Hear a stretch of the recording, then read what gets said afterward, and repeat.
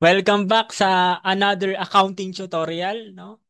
Welcome back sa aking YouTube channel. Hooray! This time, partnership operation naman. Ituloy natin yung partnership accounting series natin. Okay na tayo sa part 1, that's partnership formation. This time, partnership operation naman. No? Kaya kung ready ka na, tara na, tara na. No? Ang tanong kasi dito sa operation, di ba? How will the partners divide the profits or losses resulting from the operations of the partnership? Paano nila hahatiin? Yung mga partners, partner A, partner B, paano hatian? Yun ang tanong sa partnership operation. No? Yun yung hihimayin natin. Yun yung kailangan nating masagot kung magkano yung yung hati ni partner A, magkano yung mapupunta kay partner B.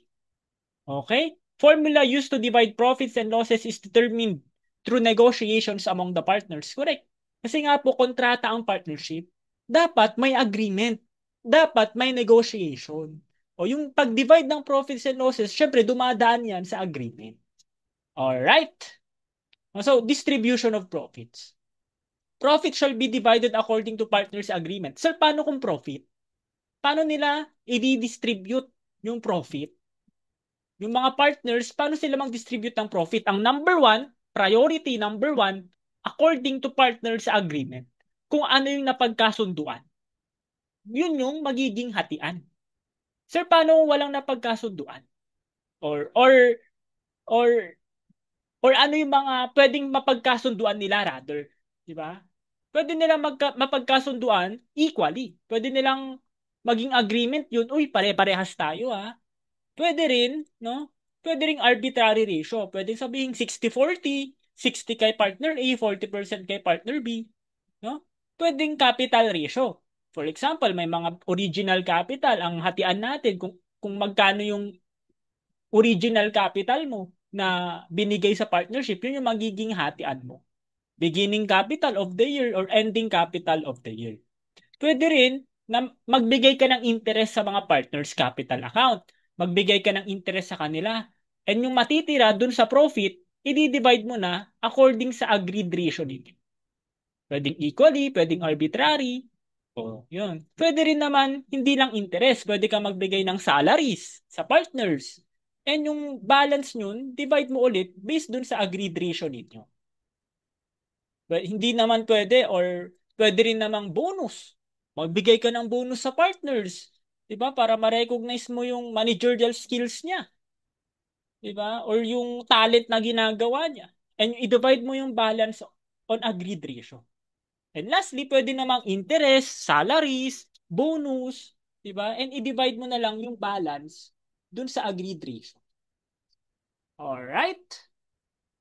Mamaya, no, himayin na lang natin. Sir, paano po ba ang interest, salaries, bonus? No? Okay, yan ay kapag may hatian. Remember, distribution of profits, number one, based sa agreement. Yung agreement na yun, pwede sa mga to, pwedeng equally, pwedeng arbitrary ratio, no? Pwede ting mga nabanggit ko sa panghuli. Agreement yan na, agreement. Sir, paano kung walang agreement? No? Paano kung hindi sila nagbigay ng agreement, walang napagkasunduan? Yung profits, it shall be based in proportion to their initial capital contribution or yung capital contribution nila at the date of formation. Or pwedeng sabihin yung original capital contribution. And hindi siya equally divided. Bakit ko in-emphasize yan?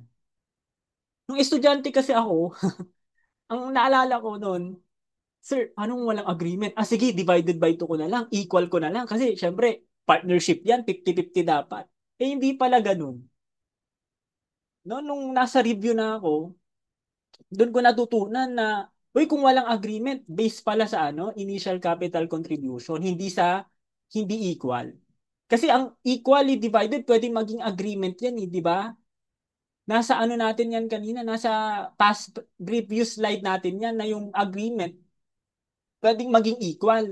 Eh, wala nga agreement eh. Eh, hindi pwedeng maging equal. O kaya magbe-base ka sa initial capital contribution nila. Alright?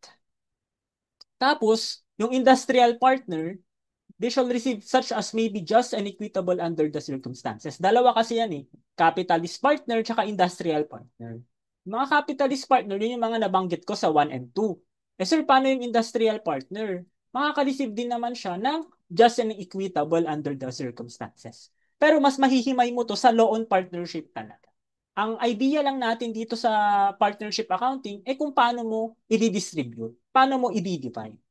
Sa namimit ko naman kasi mga problem, wala naman ako halos namimit na industrial partner. No, talagang nasa law on partnership 'yun. Dito talaga may division talaga, may distribution talaga. O sir, paano naman kung loss? Paano naman kung hindi profit? Paano kung net loss sila? O number one, agreement na naman. Di ba? Mabenta yung agreement. O kasi dyan, yan talaga yung puso ng partnership eh. Negotiation yan, may kontrata sila. May napagkasunduan dapat. Paano sir kung walang agreement? Ito yung pinagkaiba sa loss, no? Kasi kanina sa profit, pag walang agreement, matic initial capital contribution. Pero dito sa loss, tignan mo muna kung mayroong agreement as to profits.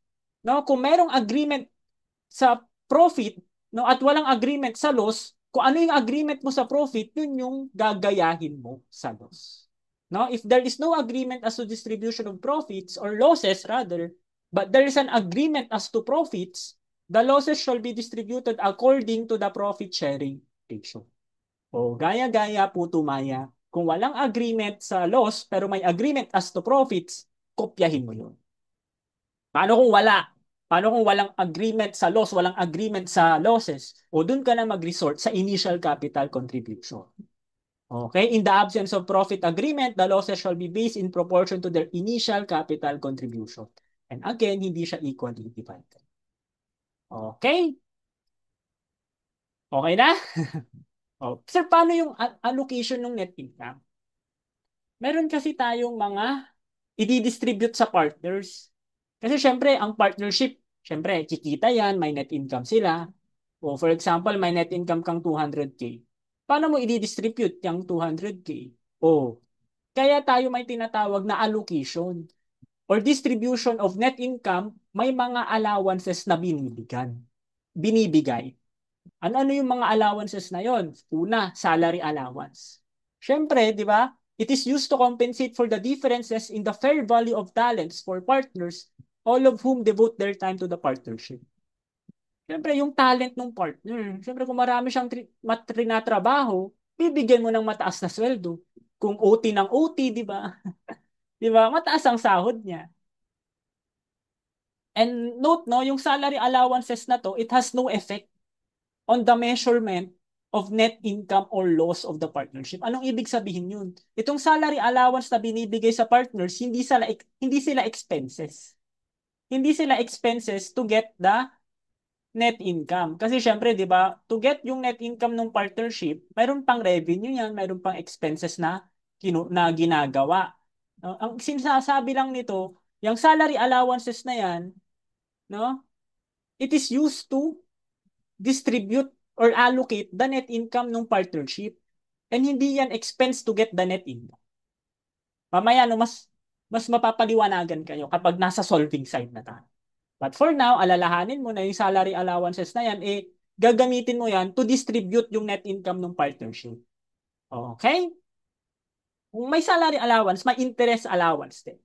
No, it is used to give recognition on differences of capital contributions by partners. Syempre, 'di ba? Pag mas malaki yung kinontribute ng isang partner, mas mataas yung interest niya. All right? Same with salary allowances, no? Or salary allowance, interest on capital balances has no effect, no? Hindi po ito expense. No, walang effect yan sa measurement ng net income or loss of partnership. It is only used to allocate ng net income ng partnership. Okay? And lastly, meron po tayong bonus allowances. Yung bonus na yan, it is used as a means of providing additional compensation to partners who have provided services to the partnership. Okay? And concept of bonus is not applicable to net loss. Hindi ka pwedeng magbigay ng bonus kung may net loss. No? It is used or it is given only if the partnership realize a profit. no? Walang bonus kung net loss, pero pwede kang magbigay ng salaries and interest kapag may net loss. Ang hindi mo lang pwedeng ibigay kapag net loss yung partnership bonus. Pero pag profit, syempre pwede kang magbigay lahat. Oh. Ito yung sinasabi ko. Meron tayong income distribution table. Syempre, yung may income ka na, for example, 200K. O yung 200K na yan, i-distribute mo. How? Pwede ka magbigay muna ng salaries. Di ba? Pwede ka magbigay din ng bonus. Pwede ka magbigay ng interest. Sir, paano kung may sumobra dun sa 200K? Ang binigay mo lang na salaries, for example, 50K. Ang bonus mo lang, 20K. Ang interest mo lang, total niya, 70K. O may natitira pa na magkano yan? 50 plus 20 plus 70 minus 200, 60K. Ang tawag doon, no, remainder, na, syempre, i-distribute mo pa yan based doon sa agreement ng party. Okay? So, yung apat na yan, again, they are not expenses, but only used to allocate the net income of the partnership. Kaya kung ito-total mo silang lahat, it will result to the total net income or loss of the partnership. Kasi, yung 200K lang naman, i-allocate mo through this distribution table. Oh, di ba? Gets? Concept muna talaga yung mahalaga bago tayo magpumunta sa problem. Oh, mayroon din namang tinatawag na permanent tsaka temporary withdrawal. Siyempre, partnership yan. Nag-invest ka ng capital mo. Pwede kang mag-withdraw. Pwede kang kumuha ng initial or mga ininvest mong pera. Pero may dalawa. May permanent withdrawals. Ano yung permanent withdrawals, sir? It directly affects the capital balance. No? It is a withdrawal against the invested capital. O, medyo mahirap lang siyang sikmurahin kasi syempre wala pa tayo sa problem. Di ba, sir? Bakit yung permanent, ano yan, di ba? Pero alalahanin mo lang muna na yung permanent withdrawal, talagang direct bawas yan sa capital balance. Withdrawal yan against the invested capital. Okay? So, tingnan natin ano naman yung temporary withdrawals. Temporary or ibang tawag dyan, regular. Diba? Pag sinabi mong temporary or regular withdrawals, it is a withdrawal in anticipation of profit. Parang nagwi-withdraw ka na regularly. Na kapag tuwing may profit, sige nga, kuha nga ako ng pera sa partnership pag kumita to. Regular na siya. 'Di ba? In anticipation of profit. Parang magiging monthly, quarterly, nagwi-withdraw ka. Tawag doon temporary or regular withdrawals. Sir, bakit niyo po diniscuss yan? Relevant kasi to. Relevant to sa pag-compute nung tinatawag nating, no, average capital balances.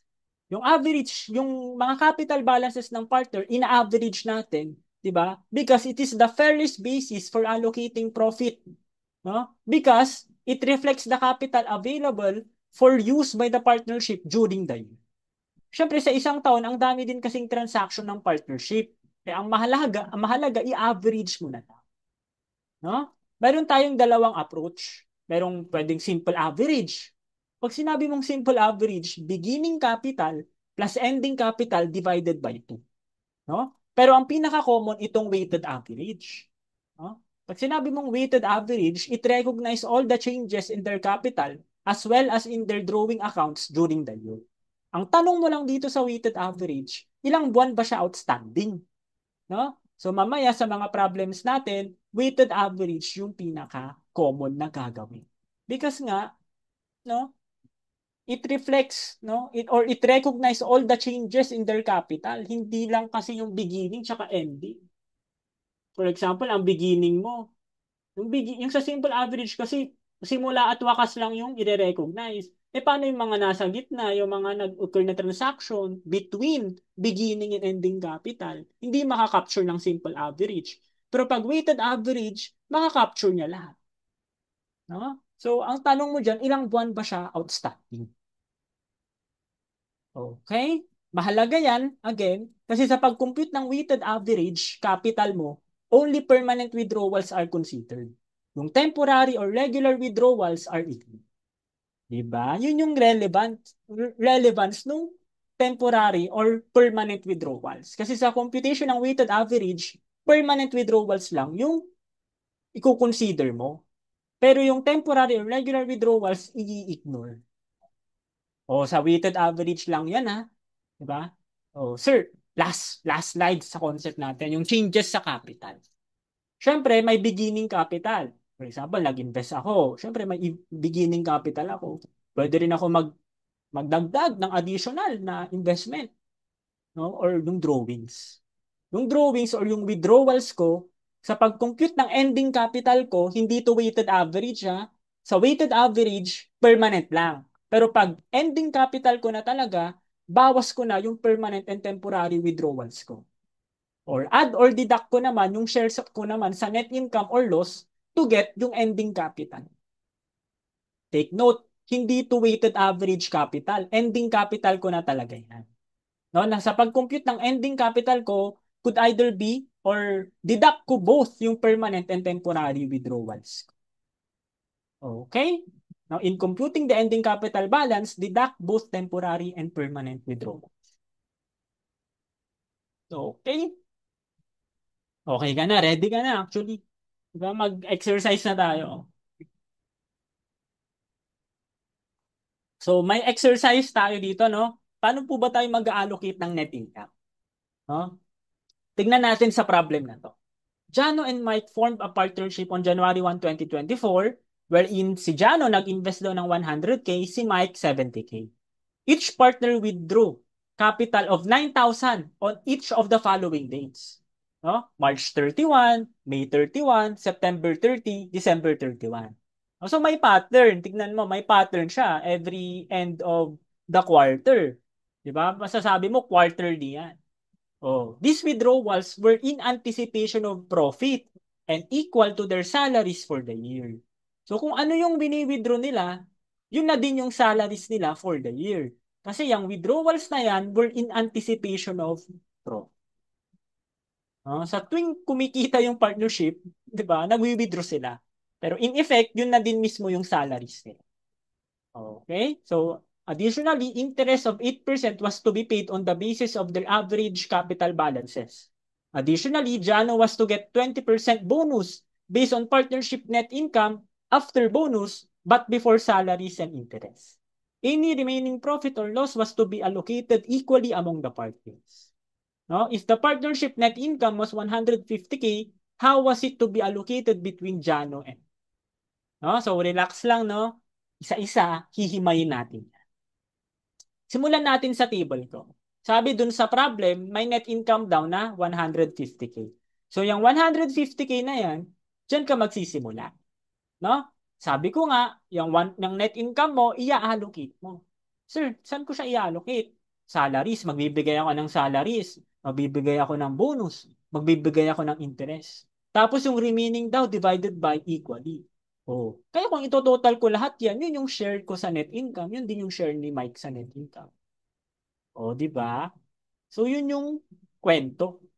O, simulan natin sa salaries.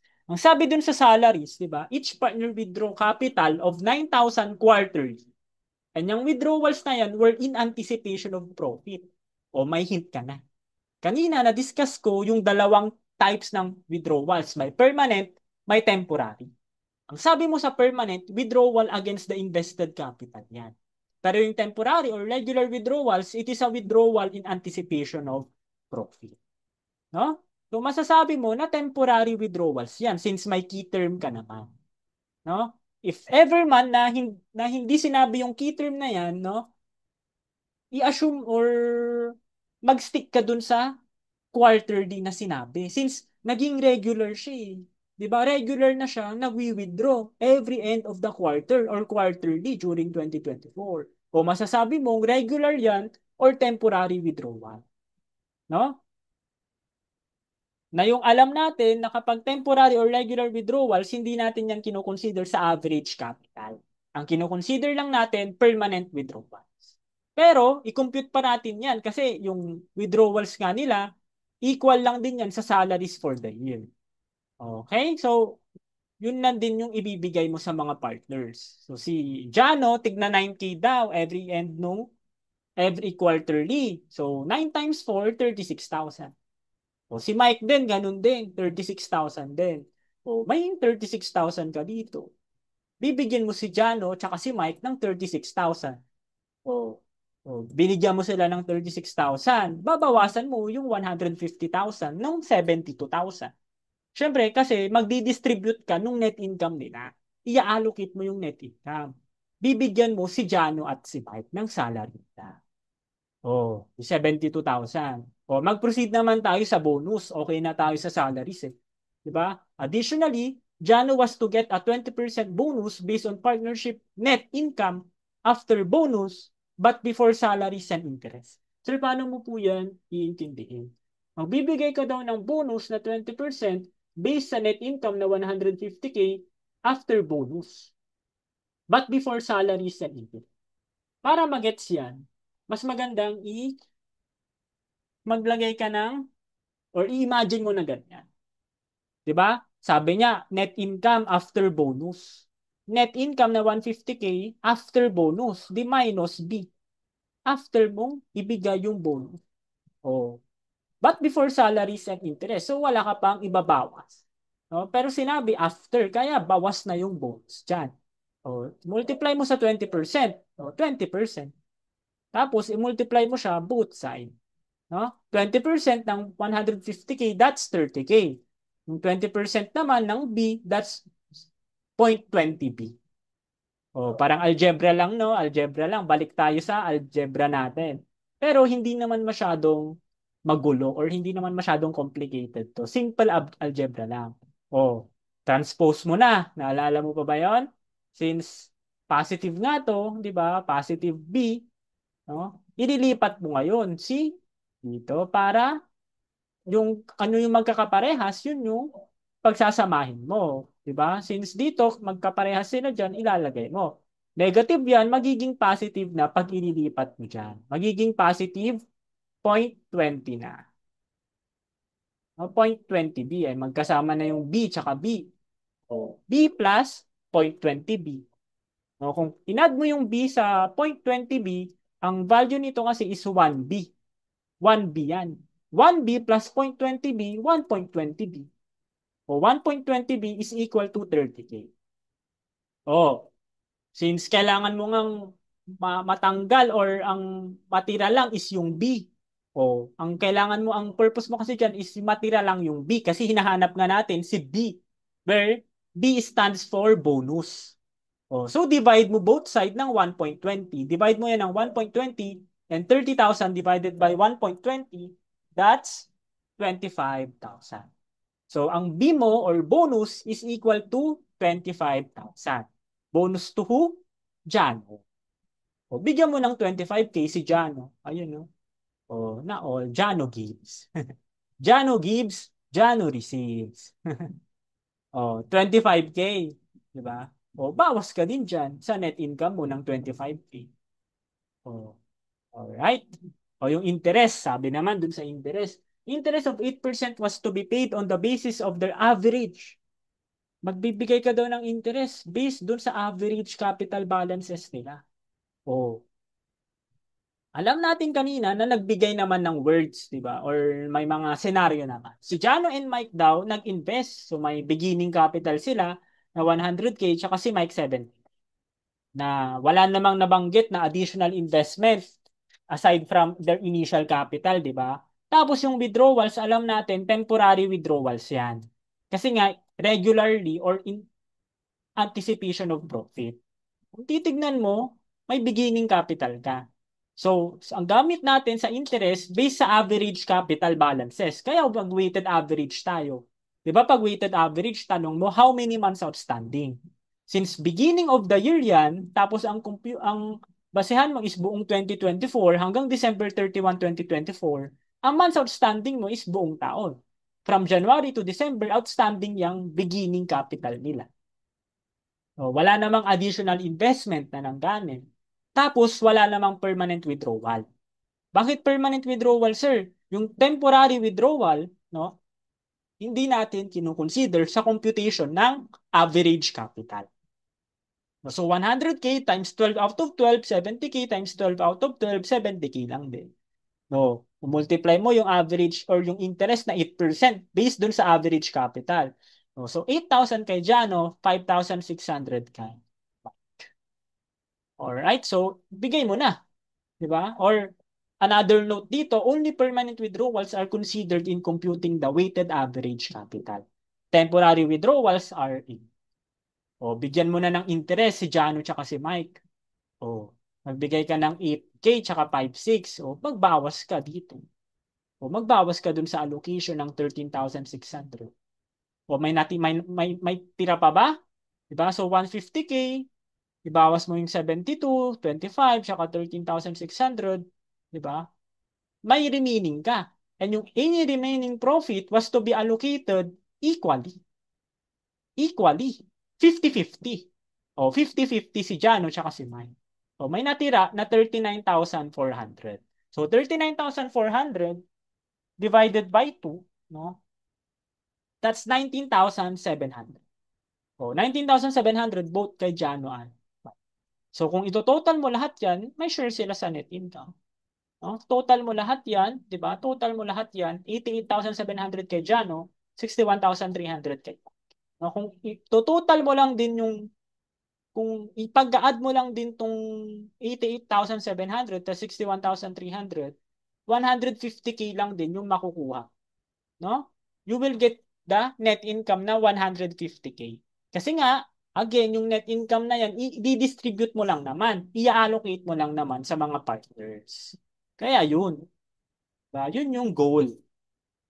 O, di ba? Astig. No? Pero may mga special notes tayong need na i-consider. Ito nung estudyante ako, nung nasa undergrad ako sa Kingfisher. No? Hindi ko pa to alam. Siyempre, nung nasa review na ako, review center, dun ko lang nalaman na kapag net loss pala, yung temporary or regular withdrawings ko, magiging permanent. No? Magiging permanent drawings ko na kapag net loss yung company, nag-suffer ng net loss yung partnership, yung any temporary drawings ko, magiging permanent na. Diba? Hence, diba, since permanent drawings na yan, mako-consider na yan sa weighted average capital ko. No? Ang ibang tawag sa net loss is debit balance sa income summary account. No? Kapag net income ka, credit balance sa income summary account. Net loss, debit balance. Hence, kapag net loss ka, you will consider both the permanent and temporary withdrawals sa pag-compute ng weighted average capital. Pero, in rare circumstances nga lang ito eh. Sabi ko nga, sa 4 na taon ko sa kolehiyo, no, sa review center ko lang to na-meet. Diba? E di parang doon mo lang talaga siya mamimit. Pero maganda na as student ka pa lang, may idea ka na dito. Para hindi ka mabigla sa review na mataranta ka na may ganito palang ruling. No? Basta maalala mo lang. Yun ang mahalaga. No? If silent as to withdrawal, consider mo yan as permanent. No? Silent to the point na walang ibang sinabi. Walang sinabi na quarterly, walang sinabi na we're in anticipation of profit. O, kapag silent yan, consider mo yan as permanent. For example, isang beses lang siya nag-withdraw. O, charge mo yun against dun sa invested capital niya or permanent withdrawal. Kung wala namang ibang na-mention, o assume mo na permanent siya. Okay? No, based sa experience ko to guys, no? Based din yan sa experience ko. Pero mahalaga, no? Na mag-solve ka lang na mag-solve ng problems para magamay mo din. And lastly, kapag net loss na naman, bonus is not given to partners. Na-mention ko na to kanina, no? Na kapag net loss, walang bonus. Pero, mayroon pa ring interest and salaries. Kapag net loss, bonus lang yung hindi ibibigay. Pero magbibigay ka pa rin ng interest and salary. Okay? So, let's try no sa problem number 1. Dito naman, medyo mas pinahaba na natin yung pagsosolve. Pero ganun pa rin naman sa dati. Diba?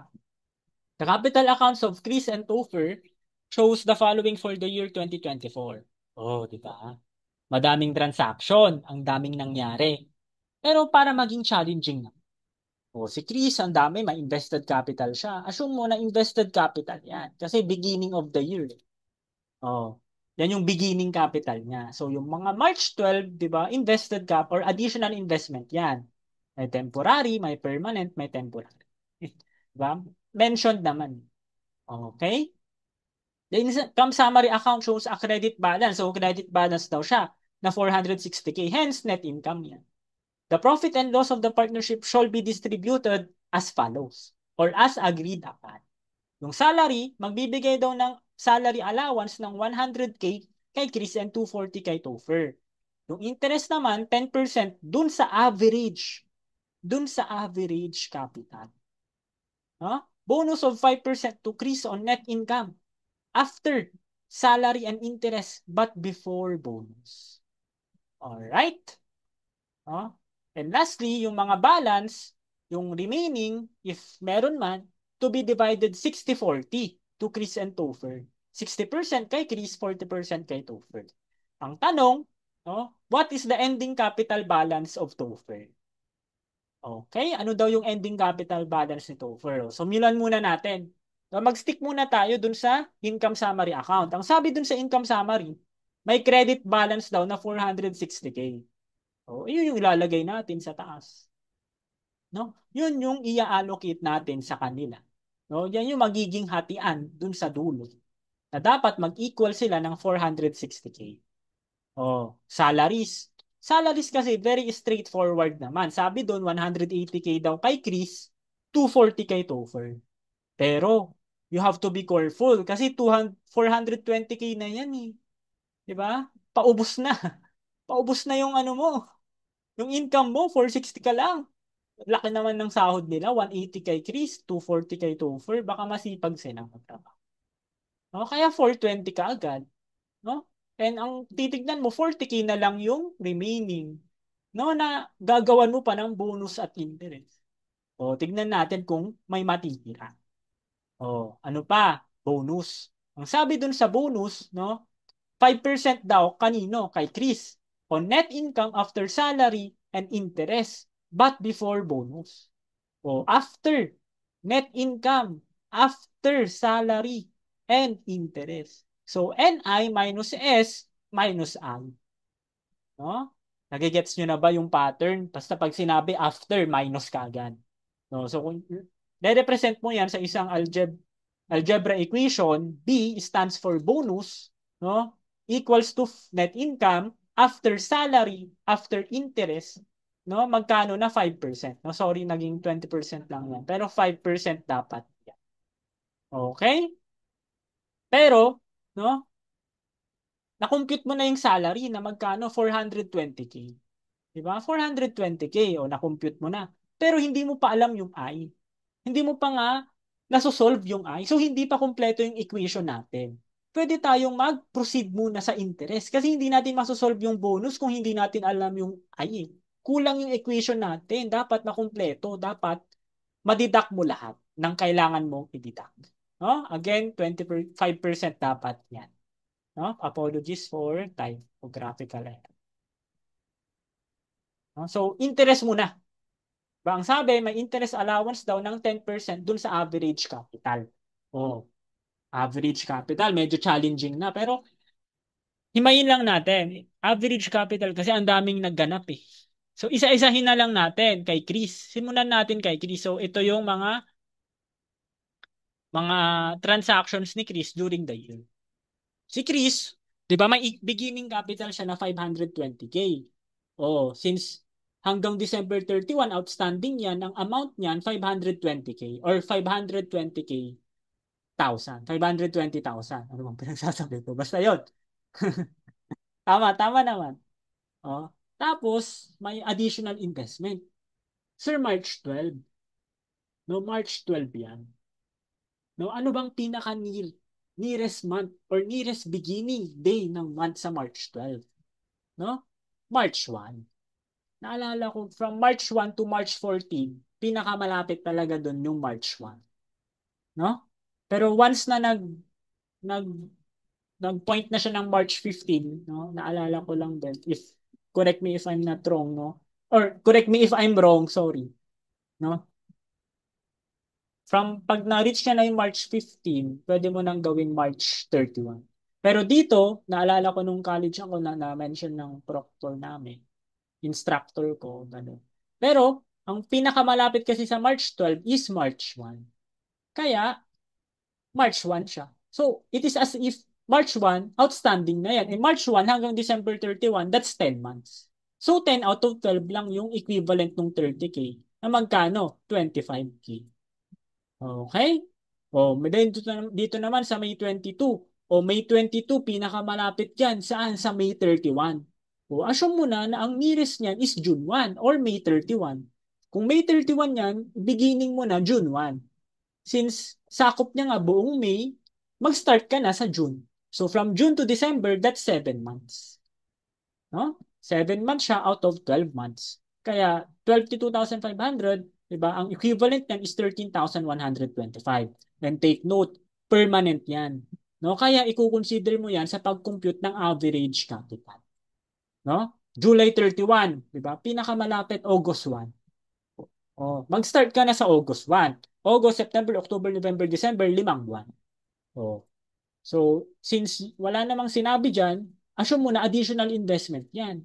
Diba? Since nadagdagan nga, nag-plus 15K o additional investment yan. Okay?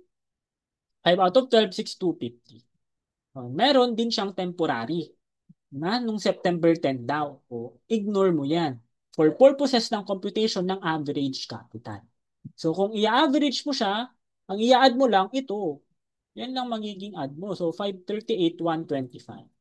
O, ang sabi, interest daw 10% dun sa average capital. So, 53,813. Kanino? Kay Chris. Okay? O di meron ka na kay Chris. Kay Topher naman. O may beginning capital siya, 330K. So, ang standing yan from January to December. O, meron din siyang temporary withdrawal na alam natin ini-ignore. Diba? Ang temporary withdrawal. So, hindi yan kasama sa average capital. So, meron din siyang additional investment tong April 30 na 24K. Eh, mag-start ka na ng May. From May to December, that's 8 months. So, 24K multiply mo sa 8 out of 12, ang equivalent amount niya, 16K. And meron din siyang permanent withdrawal noong May 22. Ang May 22, ang nearest niya is June 1. Diba? May 22 or mag, ang nearest niya is May 31. So, mag-proceed ka na, mag-jump ka na lang din sa June 1. From June to December, that's 7. So, 12K multiply mo sa 7 out of 12, 7K yan. Okay? December 31, sir, bakit 0 out of 12 yung additional investment niya ng December 31? Since average capital nga yan, diba, 0 out of 12, hindi siya outstanding ng buong taon. Kasi December 31 din siya eh. Diba? So, ang ending ng balance sheet mo, 2024, December 31 eh. O, nagkaroon lang ng transaction ng December 31, no? So, walang buwan siyang outstanding. 0 month outstanding siya. No? Okay, so ang equivalent niya, wala. 0 siya. So, ang average capital mo, no? Ito lang. Ignore mo yung temporary withdrawal, tapos wala kang equivalent sa months outstanding. So, 339. So, interest mo, 10%, that's 33,900. So, total interest mo, no, 87,713. Oh. Sir, anong tawag dyan sa over-allocation? Bakit po tayo may over-allocation? Remember, 460K lang yung income mo. Nag 420 ka na sa salaries, may 40K ka na lang na natitira. Nagbigay ka pa ng 87K, 713. Eh din, na-over-allocate mo. Diba? Na-over-allocate mo. Sir, anong gagawin mo dyan sa over-allocation? Anong relevance ng over-allocation? O, balikan natin yung bonus kanina. Sabi dun sa bonus, magbibigay ka daw ng 5% kay Chris, net income after salary and interest. E paano ngayon, sir? Di ba? Kompleto na yung equation natin. Pero negative. Negative. Hindi ka naman pwede magbigay ng bonus na negative kay Chris. No? Apologies for the typo, no? Pero dapat 5% yan. No? Dapat 5%. Ha? Oh. 'Di ba nabanggit ko kanina na wala kang bonus sa partner if the partnership generated net loss. No, walang bonus kapag net loss pero may salaries and interest. Additionally, wala ding bonus if the basis to compute the bonus becomes negative.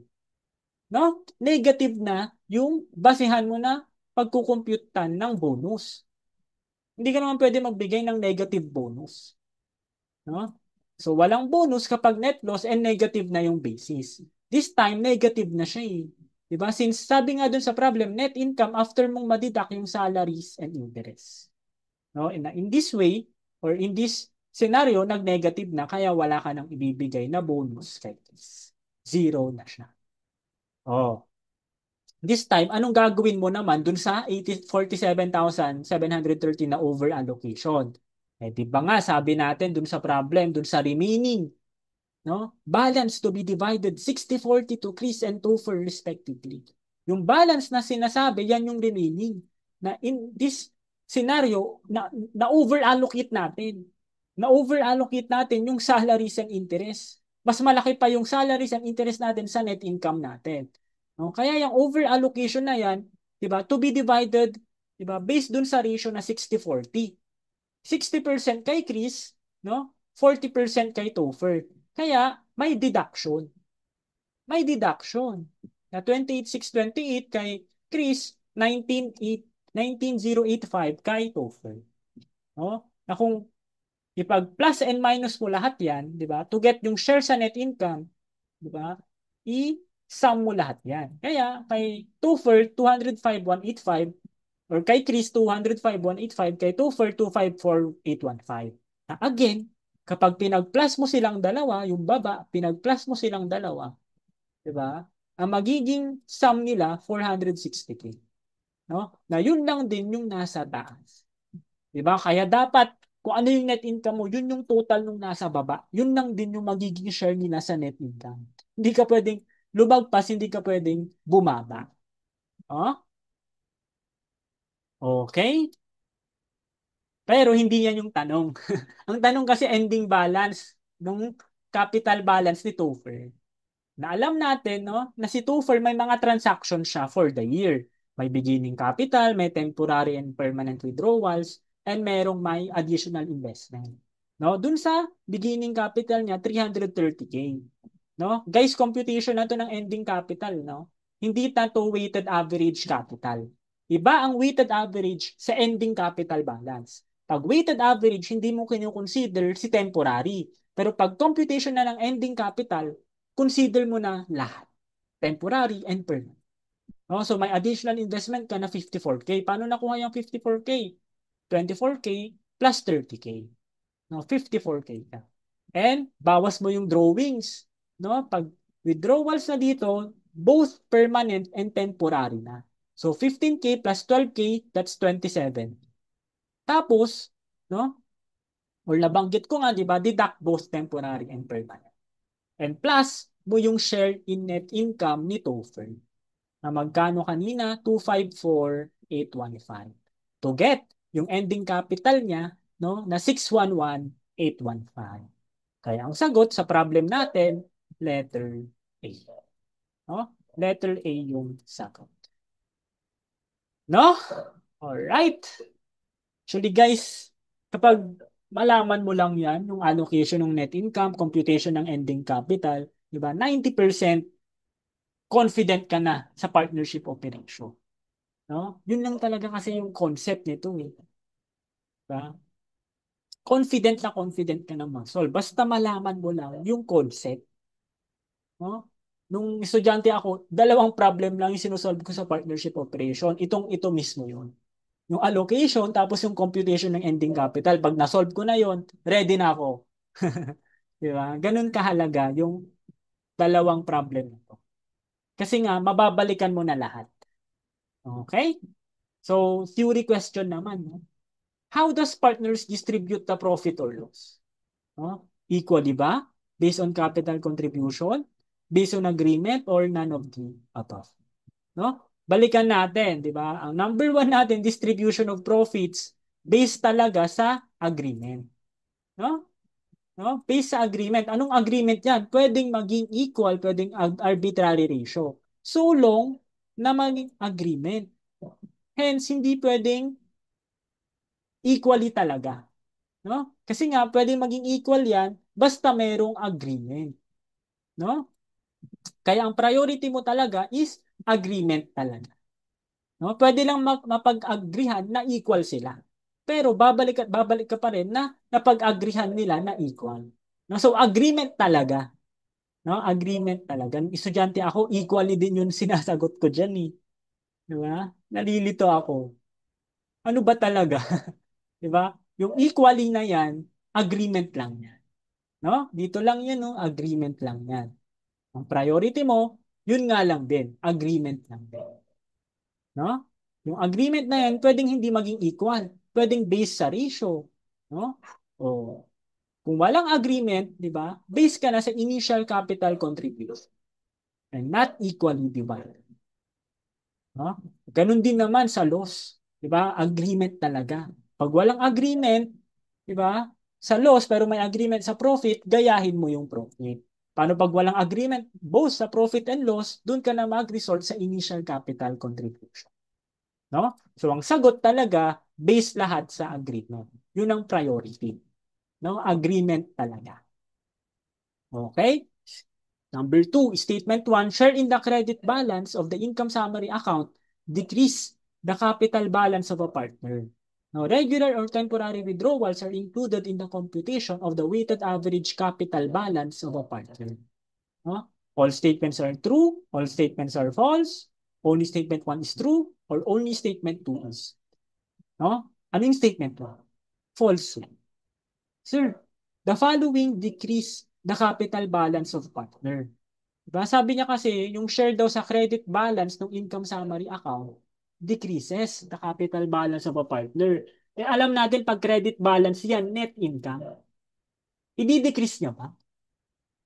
Di ba hindi? I-increase pa nga niya eh. Kasi net income yan. Di ba? Ito lang yung pwede makapag-decrease sa capital balance ng partner. Mga withdrawals. Di ba? Temporary and permanent withdrawals, mababawasan niya yung capital balance. No? And yung share niya sa debit balance nung income summary account or yan yung net loss. Debit balance, hindi credit balance ang makakapag-decrease sa capital balance. No? So statement 1 is false. No? Statement 2, ano naman yan? False na naman. Hindi po kasama ang regular or temporary withdrawals. Ang kasama, permanent withdrawal. No? So, ang sagot, letter both. All statements are false. Okay? No, so, dyan nagtatapos ang partnership operation natin. No? Sana hindi ka nabitin. No? Sana hindi ka medyo nabitin. No? Pero yun lang po talaga yung masasabi kong pinakapundasyon mo sa partnership operation. Malaman mo lang yung pagkakaiba ng permanent sa temporary, how to allocate, how to compute yung ending capital balance, and kapag nakabisado mo na yon, no, hayaan na kitang mag-explore ng iba pang problems. Pero for sure, yun talaga yung stepping stone mo, yung concept na to. No? So sana marami kang natutunan, no? And sana nag-enjoy ka mag-aral. No? Muli, no, naglalambing, mag-subscribe pa po kayo kung gusto niyo pa ng accounting tutorials for free. No, so muli, ito si Sir Bon, no? So thank you guys sa panonood. Kung nandito ka pa rin sa huli, no? Congratulations. Okay, so bye-bye and ingat kayo.